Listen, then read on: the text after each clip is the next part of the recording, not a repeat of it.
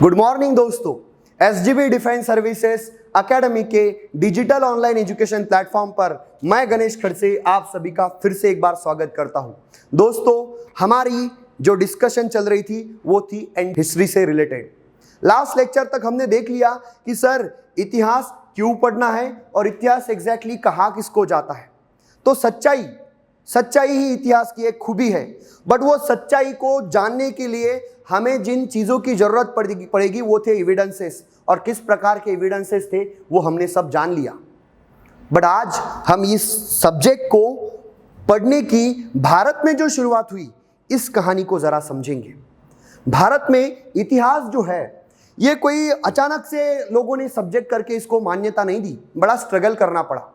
बहुत सारे लोगों ने तो इसको नकार दिया कि ये कोई सब्जेक्ट ही नहीं, इतिहास मतलब पुरानी चीजें, इनमें से क्या सफल होगा, पढ़ भी लेंगे तो क्या मिलेगा। ऐसे टाल करके, ऐसे क्रॉस करके इस सब्जेक्ट को बहुत दिनों तक हमने पढ़ा भी नहीं।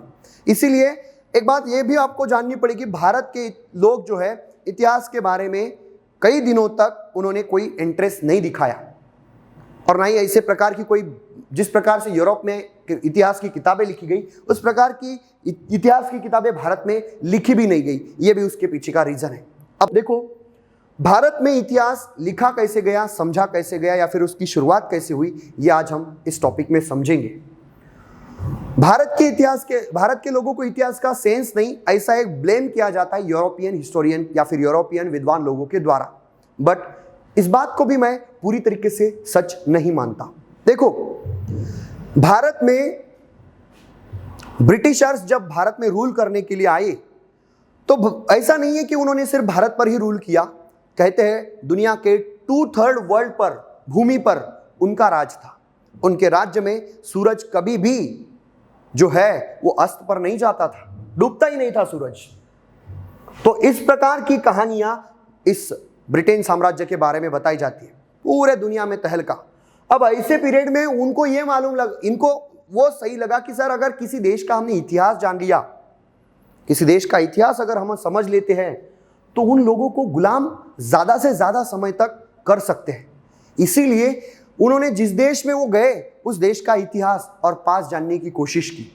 भारत में भी आए तो भारत में भी इसी प्रकार से भारतीय लोगों का इतिहास जानने का उन्होंने एक प्रयास किया। कैसे? तो उस इतिहास को आज हम समझेंगे। पहला नाम आता है एशियाटिक सोसाइटी ऑफ बंगाल, जिसकी स्थापना की थी विलियम जोन्स ने। भारत में ब्रिटिश सत्ता का फाउंडेशन रखा गया बैटल ऑफ प्लासी के बाद में, बंगाल में ही। और बंगाल में इन ब्रिटिशों ने क्या किया, ये विलियम जोन्स एक ऑफिसर था ब्रिटेन ईस्ट इंडिया कंपनी का, और बड़ा विद्वान व्यक्ति था। कई सारी 17 से 18 भाषा आती थी इसको, एकदम ब्रिलियंट।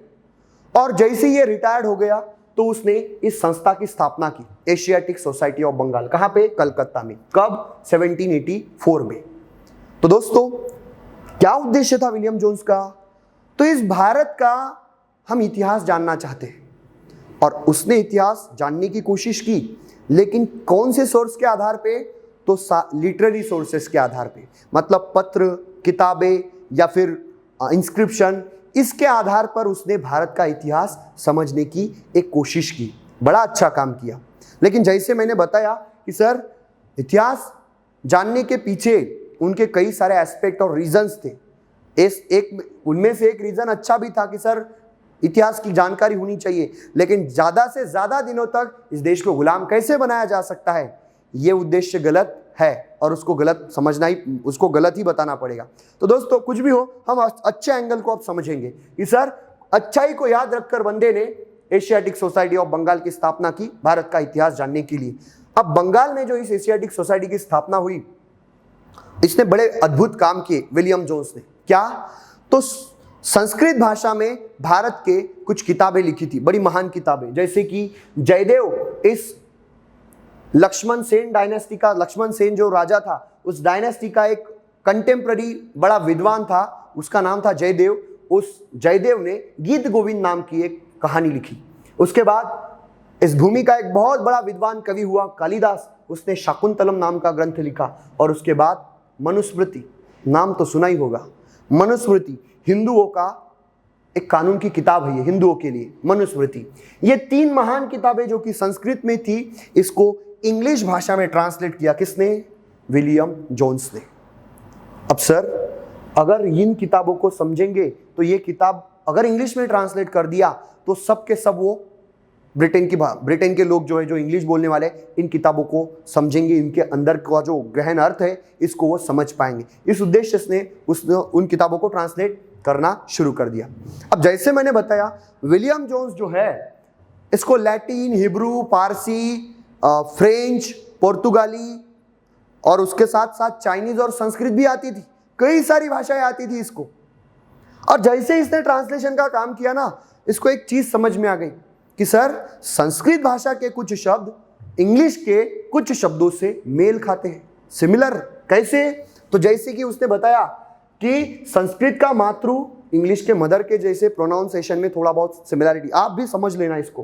पितृ फादर, भ्रातृ ब्रदर, ये जो सिमिलरिटी विलियम जोन्स ने महसूस की, इस आधार पर उसने मालूम है क्या ओपिनियन दिया कि सर, हो सकता है आज अंग्रेजी भाषा बोलने वाले लोग ब्रिटेन में रहते हो, इंग्लैंड में रहते हो, या फिर संस्कृत भाषा बोलने वाले लोग भारत में रहते हो, लेकिन ये जो उसने समझा, ये सिमिलरिटी, इसके आधार पर उसने कहा कि सर, किसी एक जमाने में इन लोगों का ओरिजिन जो है सेम रहा होगा, किसी एक जमाने में ये लोग एक ही जगह पर रहते होंगे। ऐसा कंक्लूजन विलियम जोन्स ने दिया और उसने इस अद्भुत ओपिनियन के आधार पर कहा कि सर, आज भले ही ये भाई संस्कृत बोलने वाले भाई एक जगह पर है और ब्रिटेन भाषा बोलने वाले भाई दूसरी जगह पर है, लेकिन कोई एक जमाने में ये भाई और ये भाई आपस में रहते थे और इनका गहन संबंध था, शायद ये दोनों भाई ही है। ऐसा ओपिनियन विलियम जोन्स ने दिया। और सर, ये भाई का सिद्धांत इतना भारतीय लोगों को पसंद आया। क्यों ना पसंद आता? क्यों? क्योंकि सर, वो जीते हुए लोग थे ब्रिटिशर्स और हम इंडियन हारे हुए लोग थे। और कोई जीता हुआ व्यक्ति अगर हारे हुए व्यक्ति को गले लगा रहा है तो वो तो अच्छी बात ही थी ही। भारतीय लोगों ने बड़ा चढ़ाकर समर्थन किया इस बात का। बट सर, 50-60 साल तक ये समर्थन चला, बहुत अच्छा सपोर्ट किया। बट एक दिन ऐसा भी आया इस व्यक्ति के कारण, जिस वजह से ये भाई का जो भाईचारा था खत्म हो गया। उस व्यक्ति का नाम है मैक्स मुलर। संस्कृत भाषा का बहुत बड़ा जानकार व्यक्ति था और विद्वान व्यक्ति था, भाषा का जानकार था। मैक्स मुलर ने क्या कहा कि सर, आज आप इंडियन और यूरोपियंस लोगों को भाई मानते हो, लेकिन कुछ भी हो, पिछले जमाने में कुछ भी हुआ हो, लेकिन आज हम ब्रिटिश लोग जीते हुए लोग हैं और ये इंडियन हारे हुए लोग हैं, और हारा हुआ और जीता हुआ इक्वल स्टेटस में एक जगह पर नहीं बैठ सकते। रहे होंगे भाई, लेकिन आज हम कहीं और पहुंच चुके हैं और ये कहीं बहुत नीचे जा चुके हैं, तो ये समांतर नहीं आ सकते। ऐसा किसने कहा? भाई की जो थ्योरी थी उसको खत्म करने वाला है ये मैक्स मुलर। और आगे कहता है कि सर, आप कौन से व्यक्ति लोगों को भाई कह रहे हो जिनको ना पढ़ने का सेंस है, ना लिखने का सेंस है, क्या खाना क्या पीना, ऐसे कई तरीके से भारतीय समाज को अपमानित किया, बदनाम किया और ह्यूमिलिएट किया। किसने? मैक्स मुलर ने। ऐसे लोगों को आप साथ में बिठाते हो, ये गलत बात है। हम जीते हैं और ये हारे हैं, इनको कोई सेंस नहीं। इन लोगों को इंटरेस्ट काय में है? भोग विलास में, शोषण में। ये किताबें भी कैसे लिखती है? तो कामासूत्रा की। एक मंदिर भी कैसे बनाते हैं? तो खजुराहो की। अब सर, इस व्यक्ति को खजुराहो के टेम्पल का महत्व ही मालूम नहीं, इस व्यक्ति को कामासूत्रा की किताब का महत्व ही मालूम नहीं, तो वो बिना महत्व जाने ये ऐसे स्टेटमेंट तो कहेगा ही, ऐसे भारतीय संस्कृति को अपमानित तो करेगा ही। लेकिन उन सिद्धांतों के पीछे भी, उन मंदिरों के पीछे, उन किताबों के पीछे भी एक बहुत बड़ी कहानी है तांत्रिज्म की। उस कहानी को भी मैं आपको समझाऊंगा, टेंशन मत लो। बट सर, ना समझ व्यक्ति या फिर जिसने कुछ पढ़ा नहीं है, ऐसे व्यक्तियों की हालत ऐसी है। भाईचारे के जो रिलेशन था उसको खत्म किया मैक्स मुलर ने और कई तरीके से भारत को बदनाम करने की कोशिश की। हालांकि मैक्स मुलर जब बोल रहा था तो कुछ भारतीय लोग भी उसके अगेंस्ट में खड़े हुए कि जिस प्रकार से आप भारतीय संस्कृति को बदनाम कर रहे हो, भारत का इतिहास ऐसा नहीं है। इस भूमि ने भी महानतम लोगों का साम्राज्य देखा है, साम्राज्य देखे, किताबें देखी है, विद्वान बुद्ध महावीर जैसे पुरुष देखे हैं, कई सारी महानतम बातें हमारे भी भूमि में हुई है। इस प्रकार से अपमानित ना करो। लेकिन काउंटर रिएक्शन मैक्स मुलर को उस समय मिला।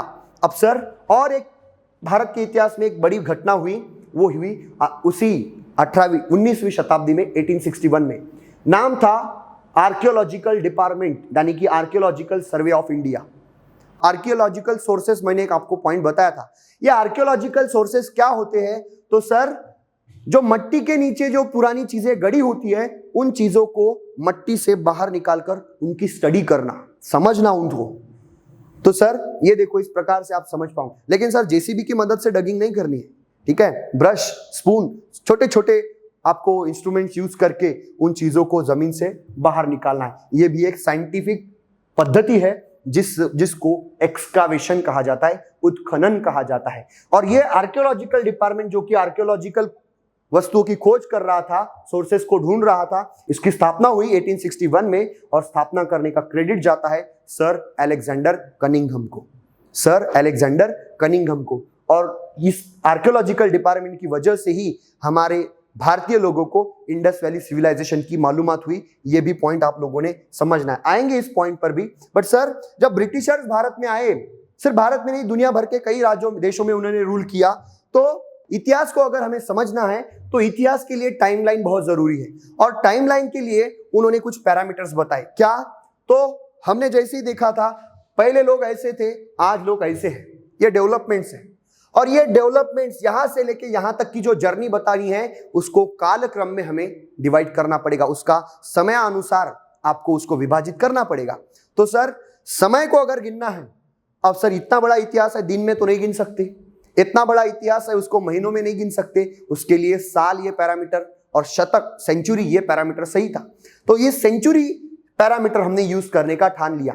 तो सर 100 सालों की एक सेंचुरी, एक शतक, 200 साल के 2 सेंचुरी 2 शतक, इस प्रकार से सेंचुरी के आधार पर हमने इसको पैरामीटर्स में गिनना या फिर उसका यूनिट मेजरमेंट करना सही समझा। बट सर सेंटर पॉइंट किसको माना जाए? समय तो कितने अनंत काल से चलता आ रहा है और कहां से आ रहा है इसकी हमें भी जानकारी नहीं है। लेकिन सर शुरुआत तो करनी पड़ेगी, तो फिर सर वहां से नहीं कर सकते क्योंकि शुरुआत का पता नहीं है। तो फिर बीच में कोई तो भी एक मिड पॉइंट होना चाहिए कि घटनाओं को बता सकते कि इसके आगे ये हुआ और इससे इतने दिन पहले ये हुआ। तो उन्होंने सेंटर पॉइंट क्या माना? तो सर जैसे कि हम किसी भी संस्कृति में श्रद्धालु वो लोग भगवान को बड़ा महत्व देते हैं, तो ब्रिटिश लोगों ने अपने भगवान के जन्मदिन को सेंटर पॉइंट मानना सही समझा। कौन थे उनके भगवान? भगवान यीशु मसीह, ठीक है, जीसस, करेक्ट, जीसस का जन्म उन्होंने 0 कहा। आज कितने साल हुए हैं भगवान यीशु के जन्म को?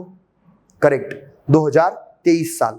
आज से 2023 साल पहले भगवान यीशु का जन्म हुआ है। मतलब आज जो हम कैलेंडर यूज करते हैं, कैलेंडर, उस कैलेंडर के ऊपर ब्रिटिशों का ही प्रभाव पड़ा है, ठीक है। 2023 साल हुए हैं जो कि आज का रनिंग ईयर है भगवान यीशु के जन्मदिन को, तो उसको हमने सेंटर पॉइंट कहा। तो सर इस सेंटर पॉइंट के आगे पहला शतक, दूसरा शतक, तीसरा शतक, सेंचुरी कहो आप, कोई बात नहीं, 5वीं century, 6th century, 7th century, 8th century, इस प्रकार से आज 21th सेंचुरी चल रही। 20 सेंचुरी खत्म है, ये 21th, ठीक है। तो 21st सेंचुरी आज शुरू है, इस प्रकार का ये आप यहां पर समझता है। लेकिन इस 0 से पहले जाएंगे तो सर बिफोर यीशु मसीह या फिर Jesus, 1st century, 2nd century, 3rd century. But sir ये सेंचुरी ना कहते हुए उसको समझना है तो इसको कुछ टर्मिनोलॉजीज देना आवश्यक था। तो उन्होंने लैटिन शब्दों में 2 टर्मिनोलॉजीज दी। कौन सी?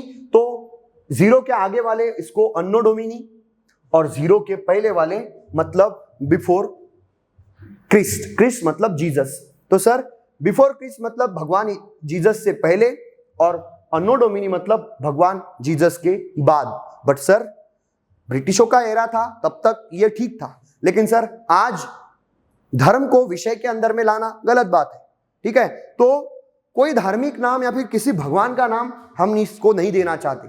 तो सर ऐसी टर्मिनोलॉजी यूज करेंगे जिससे भगवान का कोई लेन देन नहीं। तो हमने क्या यूज किया? Common era. 0 के बाद के एज को क्या कहा? जैसे कि 1st century common era, 2nd century common era, 3rd century common era. तो सी जो है ये इंडिकेट करता है कॉमन एरा को, और उससे पहले की अगर घटना है तो उसके लिए BCE, बिफोर कॉमन एरा। जैसे भगवान बुद्ध का जन्म 6ठी शताब्दी में 563 BCE में हुआ, तो वो यहां से पता चलता है BCE, बिफोर कॉमन एरा। और जैसे कि हम बता सकते हैं कि सर गुप्ता डायनेस्टी का एक बहुत बड़ा रूलर हुआ चंद्रगुप्त प्रथम, उसका राज्याभिषेक कौन से साल हुआ?